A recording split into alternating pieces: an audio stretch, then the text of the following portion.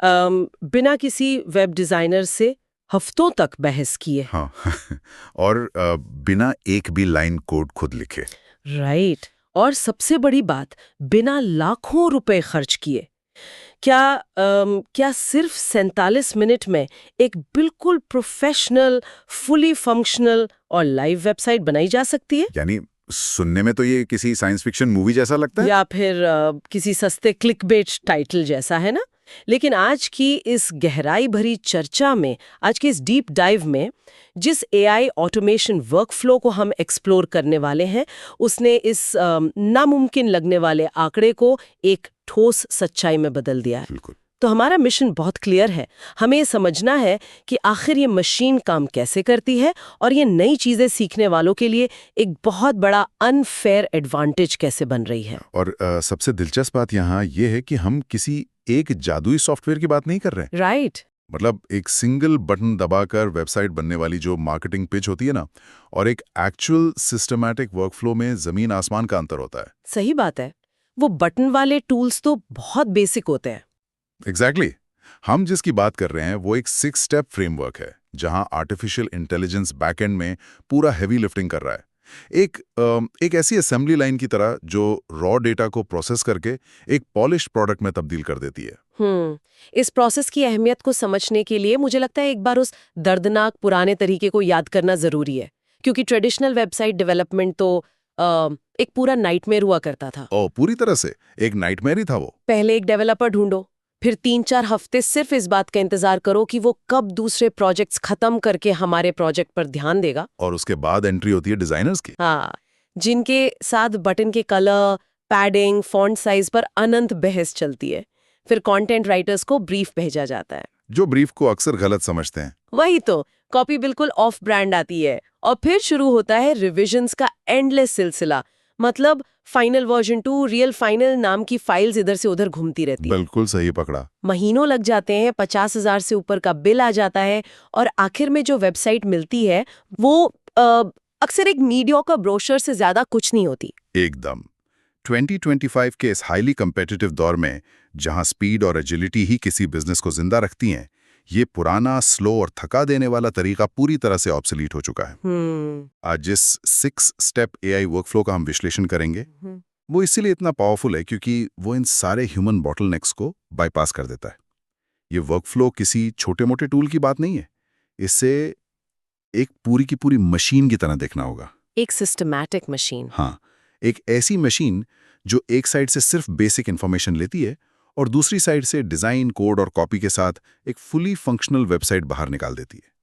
तो चलिए इस मशीन के पहले पुर्जे को देखते हैं, जहां से एक्चुअली फाउंडेशन बनती है।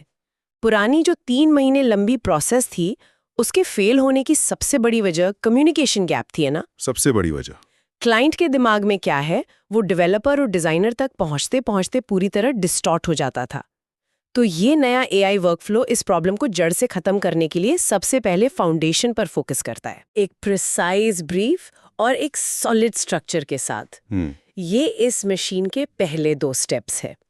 तो स्टेप 1 के बारे में थोड़ा बताइए। तो स्टेप 1 पूरी तरह से इंफॉर्मेशन एक्सट्रैक्शन पर आधारित है।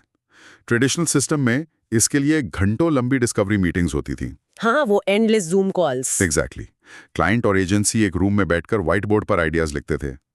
लेकिन एआई सिस्टम में ये काम एक सिंपल डिजिटल फॉर्म या स्ट्रक्चर्ड चैट प्रॉम्प्ट के जरिए होता है। अच्छा, सिर्फ एक फॉर्म? हाँ, बेसिक बिजनेस इंफॉर्मेशन कलेक्ट होती है, जैसे बिजनेस का प्राइमरी टाइप क्या है, वेबसाइट का मेन गोल लीड्स कैप्चर करना है या सीधे प्रोडक्ट्स बेचना, टारगेट ऑडियंस के डेमोग्राफिक क्या है, टोन फॉर्मल रखनी है या थोड़ी क्वर्की और कैजुअल, ब्रांड कलर्स वगैरह भी। बिल्कुल, ब्रांड कलर्स और कॉल टू एक्शन क्या होगा। अब जैसे विक्स एआई जैसे प्लेटफॉर्म्स पर ये सिर्फ कुछ सवालों का एक विजर्ड होता है जो इंस्टेंटली बैकग्राउंड में एक पर्सनलाइज्ड लेआउट सेट कर देता है। ओके, समझ गए।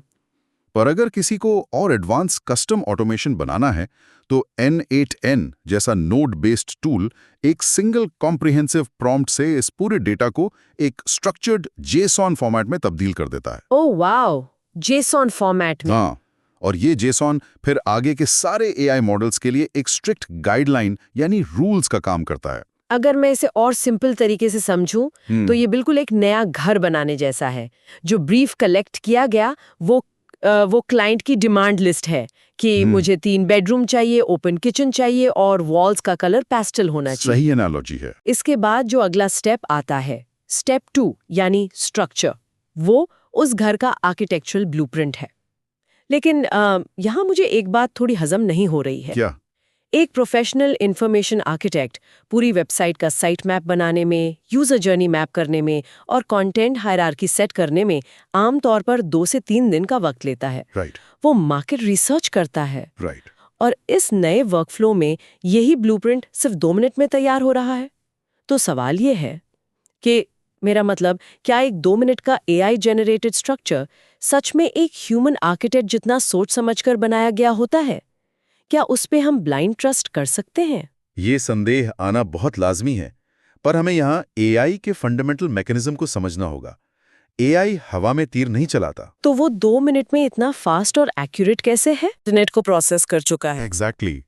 अगर AI को पता चलता है कि ब्रीफ एक डेंटल क्लिनिक के लिए है, तो वो इंस्टेंटली उन हजारों डेंटल वेबसाइट्स को क्रॉस रेफरेंस करता है जिनका कन्वर्जन रेट सबसे हाई है। अच्छा।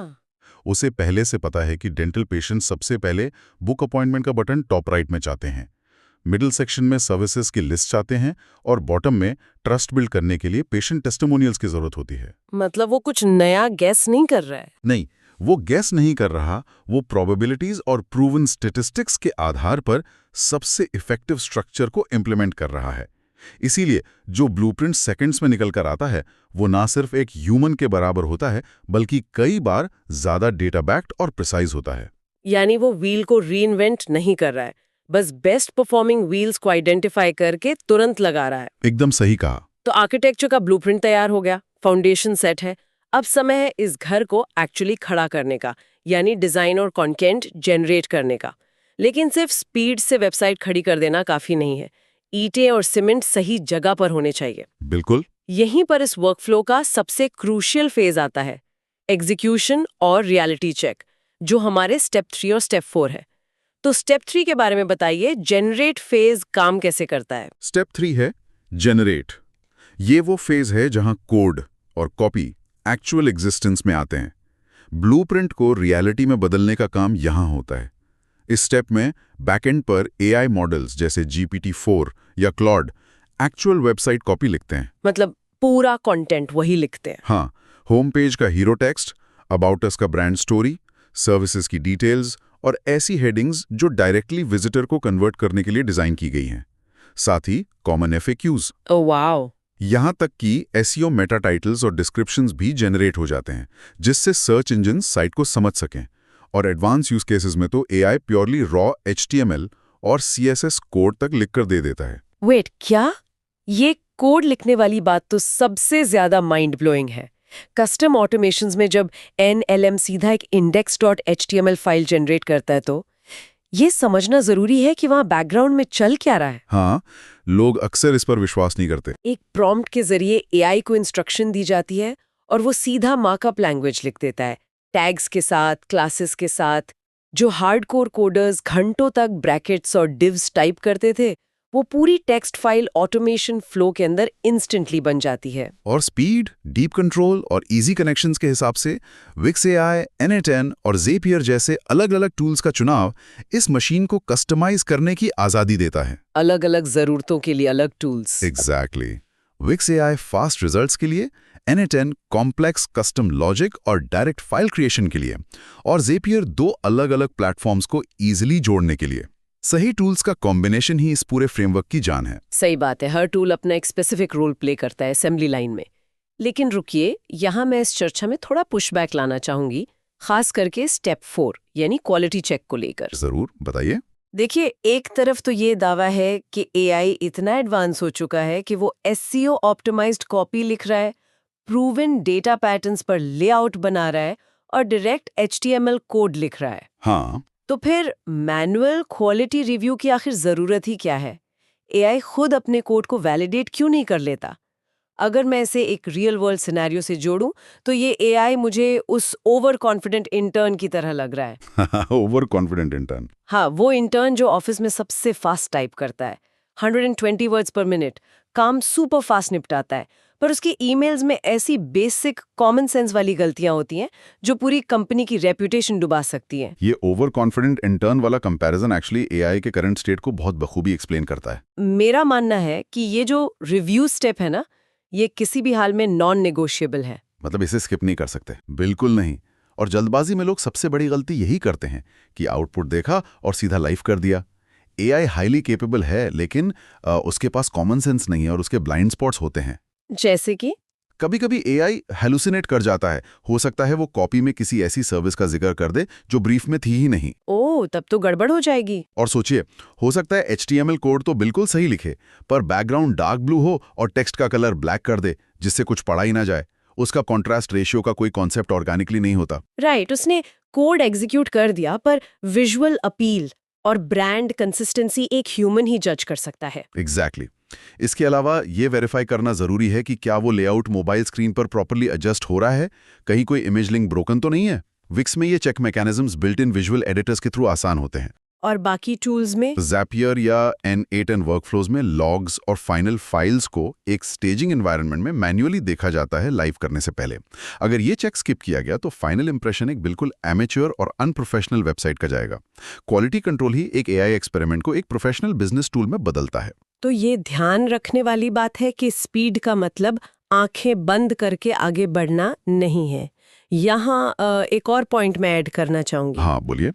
अभी तक इस वर्कफ्लो को सुनकर लोगों को ऐसा लग सकता है कि ये सिर्फ एक सिंपल 1 पेज लैंडिंग पेज बनाने के लिए ठीक है, लेकिन इस सिस्टम की असली पावर इसकी स्केलेबिलिटी में छिपी है। ये सिर्फ एक टेम्पलेट नहीं है, बल्कि एक रिपीटेबल इंजन है।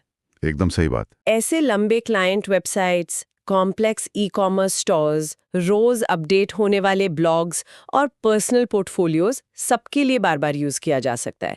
आर्किटेक्चर सेम रहता है, बस इनपुट और प्रॉम्प्ट बदल जाते हैं। स्केलेबिलिटी वो रीजन है जिसकी वजह से ये आम फ्रीलांसर्स और एजेंसीज के लिए एक गेम चेंजर बन गया है। एक बार पाइपलाइन बन गई तो उसे किसी भी नीश के लिए डिप्लॉय किया जा सकता है।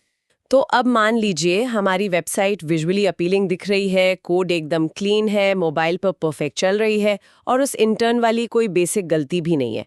पर जब तक वो वेबसाइट किसी लोकल मशीन के फोल्डर में पड़ी है, दुनिया उसे देख नहीं सकती, तब तक उस पूरे एफर्ट का 0 रिटर्न है। वही ना, लोकल सिस्टम पर रखने का क्या फायदा। इसलिए आखिरी 2 स्टेप्स, डिप्लॉय और मेंटेन, इस डेड कोड को एक एक्टिव लिविंग बिजनेस टूल में कन्वर्ट करते हैं। स्टेप 5 है डिप्लॉय। ये वो मोमेंट है जहां आपका डेटा इंटरनेट पर पब्लिक होता है। N8N जैसे टूल्स का ऑटोमेशन वर्कफ्लो ऑटोमेटिकली बनाई गई फाइल्स को गिटहब पर पुश कर देता है। गिटहब थोड़ा टेक्निकल लग सकता है लोगों को। हाँ, पर जो लोग कोडिंग से दूर रहते हैं उनके लिए गिटहब बस एक डिजिटल कोड वेयरहाउस की तरह है। जब फाइल वहां पुश होती है तो गिटहब पेजेस नामक एक फीचर ऑटोमेटिकली उस कोड को कंपाइल करके एक लाइव URL दे देता है। वेट, सिर्फ एक क्लिक से? हाँ, इस पूरे प्रोसेस में किसी सर्वर को रेंट करने, DNS सेटिंग्स को कॉन्फ़िगर करने या FTP क्लाइंट्स यूज करने का चक्कर पूरी तरह बाईपास हो जाता है। ओह वाह, ये तो बहुत आसान है। और अगर इकोसिस्टम वर्डप्रेस का है तो ज़ेपियर के जरिए सीधा वर्डप्रेस डेटाबेस में पोस्ट या पेज क्रिएट कर दिया जाता है। ये सब प्रैक्टिकली एक क्लिक में होता है। बैकएंड में बैकग्राउंड प्रोसेसेस सारी टेक्निकल कॉम्प्लेक्सिटीज हैंडल कर लेती हैं। और वेबसाइट के लाइव होने के बाद शुरू होता है स्टेप 6, मेंटेन। यहाँ पर अक्सर ज्यादातर लोग सबसे बड़ी गलती करते हैं। सही कहा, उन्हें लगता है काम खत्म। उन्हें लगता है कि URL मिल गया मतलब प्रोजेक्ट सक्सेसफुली खत्म। इसको समझने के लिए चलिए एक सिंपल एनालॉजी का सहारा लेते हैं। वेबसाइट को लाइव करना सिर्फ मिट्टी में एक नया पेड़ लगाने जैसा है। हाँ। अगर आपने उसे लगाकर छोड़ दिया तो वो 2 दिन में सूख जाएगा। बिल्कुल। मेंटेनेंस और कुछ नहीं, बस एक ऑटोमेटेड स्प्रिंकलर सिस्टम लगाने जैसा है, जो उस पेड़ को रोज थोड़ा थोड़ा पानी देता है, खाद देता है और उसे हरा भरा रखता है।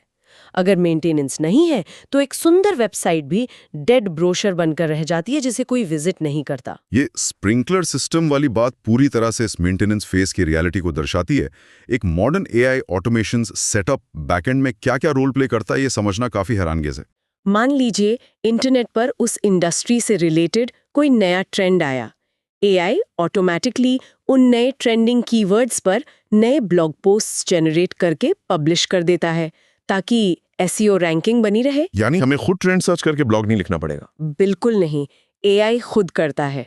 अगर कोई नया विजिटर साइट पर आता है और लीड कैप्चर फॉर्म में अपना ईमेल डालता है, तो वो डेटा वहां पड़ा नहीं रहता।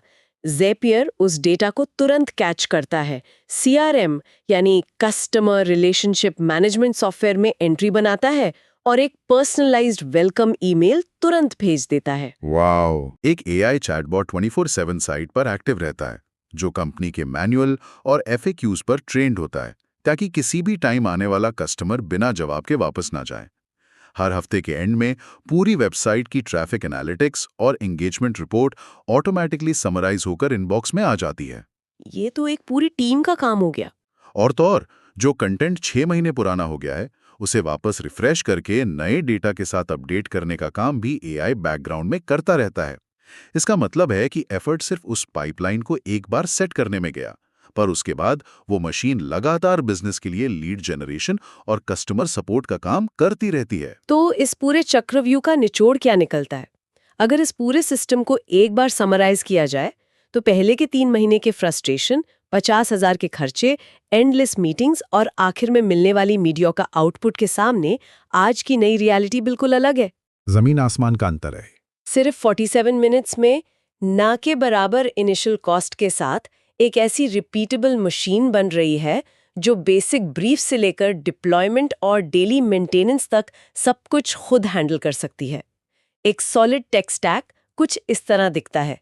शुरुआत में रिक्वायरमेंट्स इकट्ठा करने के लिए एक गूगल फॉर्म, स्ट्रक्चर और कंटेंट जनरेशन के लिए एआई मॉडल्स, सब कुछ कनेक्ट करके प्रोसेस करने के लिए N8 या ज़ेपियर जैसे ऑटोमेशंस, दुनिया के सामने लाना यानी डिप्लॉयमेंट के लिए गिटहब पेजेस या वर्डप्रेस, और एंड में लगातार ग्रोथ और अपकीप के लिए एनालिटिक्स और सीआरएम ऑटोमेशंस। एग्जैक्टली।